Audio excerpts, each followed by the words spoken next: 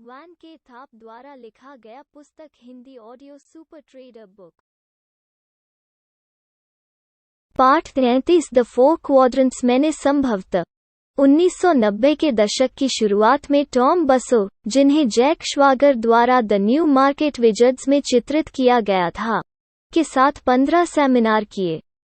हमने भोजन पर भी अंतहीन बात की, और मैंने अपने मासिक समाचार पत्र में टॉम का 2 बार साक्षात्कार किया।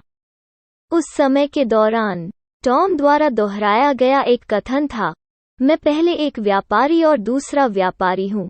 उनका व्यावसायिक दृष्टिकोण हमेशा उनकी सफलता की कुंजी था, और मैं इस खंड में उस दृष्टिकोण का विस्तार से पता लगाना चाहता हूँ, क्योंकि व्यवसाय में आप जिस चतुर्थांश पर काम करते हैं वो उस तरह से भी लागू होगा जिस तरह से आप एक व्यापारी के रूप में काम करते हैं।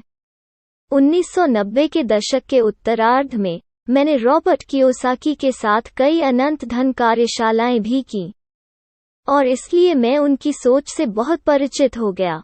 अपनी पुस्तक द कैश फ्लो क्वाड्रेंट में रॉबर्ट कियोसाकी और शेरोन लेचिटा 4 प्रकार के लोगों का पता लगाते हैं।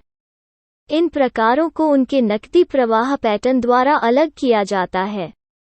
चतुर्थांश के बाईं ओर के लोग कर्मचारी और स्वनियोजित व्यक्ति पैसे के लिए काम करते हैं। चतुर्भुज के दाईं ओर के लोग व्यवसाय के स्वामी और निवेशक के पास पैसा है जो उनके लिए काम कर रहा है। 4 चतुर्भुज आकर्षक हैं क्योंकि वे विभिन्न प्रकार के व्यापारियों का भी पूरी तरह से वर्णन करते हैं। सबसे सफल व्यापारी चतुर्थांश के दाईं ओर होने वाले हैं। कर्मचारी व्यापारी सिस्टम के लिए काम करता है। यदि आप एक नौकरी पर काम करते हैं जो सिर्फ व्यापार होता है और इसे करने के लिए वेतन का भुगतान किया जाता है, तो आप एक कर्मचारी व्यापारी हैं। कियोसाकी ने अपनी पुस्तक में व्यापक रूप से उपयोग किए जाने के बावजूद शब्द प्रणाली को वास्तव में परिभाषित नहीं किया है। हालांकि वो सिस्टम के कई उदाहरण देता है। उदाहरण के लिए, मरीन कॉर्प्स में एक प्रणाली है जो मरीन को जीवन के न्यूनतम नुकसान के साथ अपने उद्देश्यों को पूरा करने की अनुमति देती है। सैनिक या तो व्यवस्था का पालन करते हैं या मर जाते हैं। इसी तरह, जैसा कि मैंने पहले उल्लेख किया है, मैकडॉनल्ड्स में कई प्रणालियां हैं। प्रत्येक फ्रेंचाइजी सैकड़ों प्रणालियों पर चलती है, और इसीलिए मैकडॉनल्ड्स सफल है। कर्मचारी सिस्टम का पालन करते हैं या एक फ्रेंचाइजी फोल्ड करते हैं या 2 कर्मचारियों को निकाल दिया जाता है। इस प्रकार, याद रखें कि कर्मचारी व्यापारी सिस्टम के लिए काम करते हैं, वे जरूरी नहीं कि सिस्टम को समझें। मेरा मानना कि यह महत्वपूर्ण है कि वे अच्छे व्यापारी क्यों नहीं हैं। बैंक व्यापारी, कॉर्पोरेट व्यापारी, कुछ म्यूचुअल फंड प्रबंधक, और यहाँ तक वे लोग जिनके पास नौकरी है और जो पक्ष में व्यापार करते हैं, कर्मचारी व्यापारियों के अच्छे उदाहरण हैं। ये लोग सुरक्षा और अच्छे लाभों से प्रेरित होते हैं।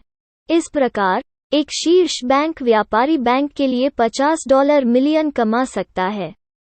हालांकि वो पैसा नहीं कमाती है, बैंक पैसा बनाता है। यह व्यापारी केवल वेतन लेता है और शायद अच्छा करने के लिए बोनस प्राप्त करता है। कर्मचारी व्यापारी एक नौकरी पर काम करते हैं। उन्हें वेतन के साथ भुगतान किया जाता है, जो उन्हें दिए जाने से पहले कर लगाया जाता है। वे भुगतान पाने के लिए काम करते हैं, जो उनकी प्राथमिक प्रेरणा है। वे बेहतर गुणवत्ता वाले काम करके अधिक भुगतान प्राप्त करना चाहते हैं, लेकिन उनकी प्राथमिक सोच यह है कि अगर मैं एक्स करता हूं तो मुझे भुगतान मिलेगा। उनके लिए उनके वेतन की सुरक्षा और उनके लाभ पैसे से अधिक महत्वपूर्ण है। मैंने एक बार न्यूयॉर्क के एक बड़े बैंक के विदेशी मुद्रा व्यापारियों के साथ काम करने पर विचार किया था। कोषाध्यक्ष ने मुझे एक अच्छा विचार दिया कि मैं किस लिए था जब उसने निम्नलिखित बयान दिया, मैं नहीं चाहता कि हमारा कोई भी व्यापारी 20% से अधिक कमाए। यदि वे 20% से अधिक कमाते हैं तो उन्हें 20% से अधिक का नुकसान हो सकता है। इसके अलावा वे भारी बोनस चाहते हैं और फिर वे मुझसे अधिक पैसा कमा रहे होंगे। भले ही ये आदमी बैंक में एक प्रमुख व्यक्ति था, फिर भी वो एक कर्मचारी था और एक कर्मचारी मानसिकता थी। मैंने देखा है कि मैं जिन सबसे खराब व्यापारियों के साथ काम करता हूँ वे आमतौर पर कर्मचारी व्यापारी होते हैं। वे व्यापार के बारे में कम से कम जानते हैं और वे आमतौर पर बहुत गरीब व्यापारी बनाते हैं। इसके अलावा जिन लोगों के पास कर्मचारी मानसिकता और पूर्णकालिक नौकरी है, यानी वे सुरक्षा और लाभ में हैं, वे भी गरीब व्यापारी बनाते हैं जब वे इसे व्यवसाय के रूप में करने का प्रयास करते हैं। उदाहरण के लिए, ज्यादातर लोग स्टॉक ब्रोकर्स को ट्रेडर मानते हैं। हालांकि स्टॉक ब्रोकर वास्तव में कर्मचारी होते हैं, इस हद तक कि उन्हें वेतन मिलता है जिन्हें स्टॉक बेचने के लिए भुगतान किया जाता है। वे स्वनियोजित हैं। अगली श्रेणी देखें, इस हद तक कि वे कमीशन पर निर्भर हैं। जब कर्मचारी व्यापारी व्यापार के पास आते हैं, तो वे आमतौर पर कर्मचारी मानसिकता को खेल में लाते हैं। वे बताना चाहते हैं कि कौन से शेयर खरीदें या बाजार क्या करने जा रहा है। उन्हें बताया जाता है कि क्या करना है और वे गलतियां करने से घृणा करते हैं।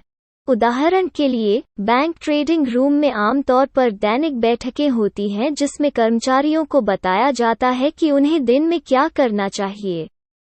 यह कर्मचारी मानसिकता है और यह अच्छे व्यापार में फिट नहीं होता है। स्वनियोजित व्यापारी प्रणाली है। इस प्रकार का व्यापारी वो है जिसने व्यापार के माध्यम से स्वतंत्र होने के लिए अपनी नौकरी छोड़ दी है। इन व्यापारियों को यह पसंद नहीं है कि उनकी आय दूसरों पर निर्भर हो। इसके बजाय वे अपनी मेहनत पर भरोसा करना चाहते हैं।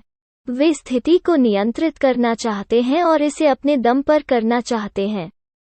मैं जिन व्यापारियों के साथ काम करता हूं उनमें से अधिकांश व्यापार के संबंध में इस तरह की मानसिकता रखते हैं। स्वनियोजित व्यापारी अक्सर पूर्णतावादी होता है। सब कुछ सही होना चाहिए, ये व्यापारी कुछ भी कम नहीं करेंगे। इस प्रकार उन्हें एक संपूर्ण व्यापार प्रणाली की आवश्यकता होती है और वे हमेशा कुछ बेहतर खोजते रहते हैं। वे विवेकाधीन व्यापार में भी शामिल होने की संभावना रखते हैं क्योंकि एक यांत्रिक प्रणाली इसे उतनी अच्छी तरह से नहीं कर सकती जितनी वे कर सकते हैं। अधिकांश स्वनियोजित व्यापारी आमतौर पर परम नियंत्रण की तलाश में रहते हैं, एक पवित्र कंघी बनाने वाले की रेती प्रणाली की तलाश में जो पूरी तरह से बाजार में सबसे ऊपर और नीचे की भविष्यवाणी करती है। परिणाम आमतौर पर बहुत असफल होते हैं। जब स्वनियोजित व्यापारियों को प्रत्याशा, बड़े आर गुणकों के लिए व्यापार और स्थिति के आकार जैसे सिद्धांतों को सिखाया जाता है, तो उनके पास बहुत सफल होने का मौका होता है। सफल लोगों को आमतौर पर एहसास होता है कि उनके पास सीमित पूंजी है और इस तरह वे दूसरे लोगों के पैसे का प्रबंधन करना शुरू कर देते हैं। जब कोई ऐसा करना शुरू करता है, तो ट्रेडिंग सिस्टम के अलावा कई अन्य प्रणालियां चलन में आती हैं। स्वनियोजित व्यापारी आमतौर पर सब कुछ स्वयं करने पर जोर देते हैं और बाद में समय, जानकारी और निराशा की गंभीर सीमाओं में फंस जाते हैं। परिणाम आमतौर पर विफलता है।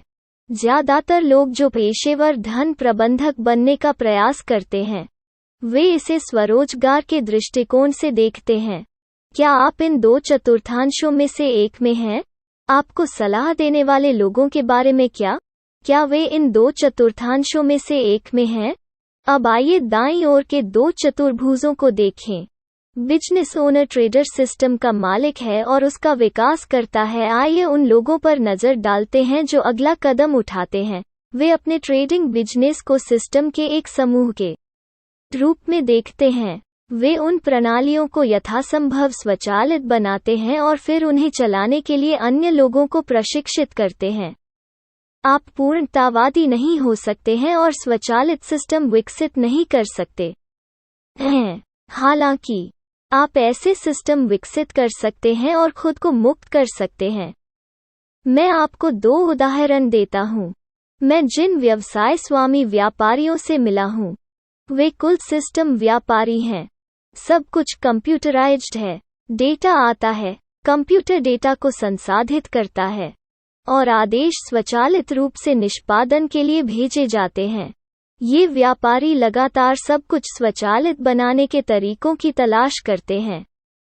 यदि कोई कार्य दोहराया जाता है, तो वे मनुष्य की आवश्यकता को समाप्त करने के लिए उसे कंप्यूटरीकृत करते हैं। इसका परिणाम यह होता है कि व्यवसाय स्वामी व्यापारी व्यवसाय को किसी और के हाथ में छोड़कर अन्य कार्य कर सकता है। ये व्यापारी जानते हैं कि सिस्टम काम करेगा क्योंकि उन्होंने उन्हें विकसित किया है। सिस्टम सही नहीं हो सकता है। हो सकता है कि वे बहुत अधिक रिटर्न न दें, लेकिन वे उन मापदंडों के भीतर लगातार काम करते हैं जिनके लिए उन्हें डिज़ाइन किया गया था। इसके अलावा व्यापार मालिक व्यापारियों के पास नए फंड प्राप्त करने, ग्राहकों से निपटने, बैक ऑफिस का प्रबंधन करने और चल रहे सिस्टम पर शोध करने के लिए सिस्टम भी हैं। जब कोई कर्मचारी निकलता है, तो वे उस कर्मचारी द्वारा नियंत्रित प्रणाली को चलाने के लिए किसी और को प्रशिक्षित कर सकते हैं। व्यवसाय स्वामी व्यापारी बनने के लिए कई चरण हैं। पहला कदम व्यवसाय चलाने के लिए आवश्यक सभी प्रणालियों को विकसित करने या खरीदने में सक्षम होना है।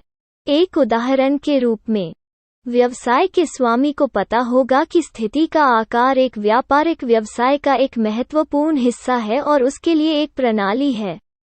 उसके पास अनुसंधान, डेटा, बैक ऑफिस अकाउंटिंग और अन्य लोगों को प्रबंधित करने के लिए सिस्टम भी होंगे जो इसमें शामिल हैं।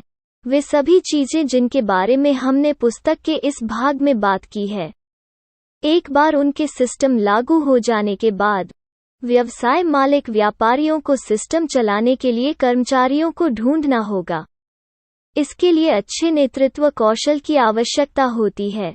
एक व्यवसाय सिस्टम का मालिक होगा और इसे चलाने के लिए अच्छे लोगों को नियुक्त करेगा। इस प्रकार व्यवसाय व्यापारी के समय की आवश्यकता के बिना व्यापारी के लिए धन उत्पन्न करता है। व्यवसाय और उसके कर्मचारी व्यापारी के लिए काम करते हैं। इन्वेस्टर ट्रेडर सिस्टम्स में इन्वेस्ट करता है। ट्रेडर्स निवेशक बन जाते हैं जब वे सिस्टम में निवेश करते हैं जो उन्हें अतिरिक्त काम की आवश्यकता के बिना उनकी पूंजी पर अच्छा रिटर्न देते हैं। उदाहरण के लिए, यदि आप मेरी पुस्तक trade your way to financial freedom में किसी व्यवसाय में निवेश करने के लिए वॉरेन बफे के मानदंडों को पढ़ते हैं, तो आप पाएंगे कि उनके लिए एक प्रमुख मानदंड अच्छी प्रणालियों वाले व्यवसायों में निवेश करना है जो कि उच्च दर पर रिटर्न का उत्पादन करते हैं। स्वामी की इक्विटी। एक बार ऐसी चीजें मिल जाने के बाद किसी अतिरिक्त कार्य की आवश्यकता नहीं होती है। पैसा सिर्फ निवेश से लुढ़कता है। व्यापारी निवेशक के पास उसके लिए काम करने वाला पैसा है।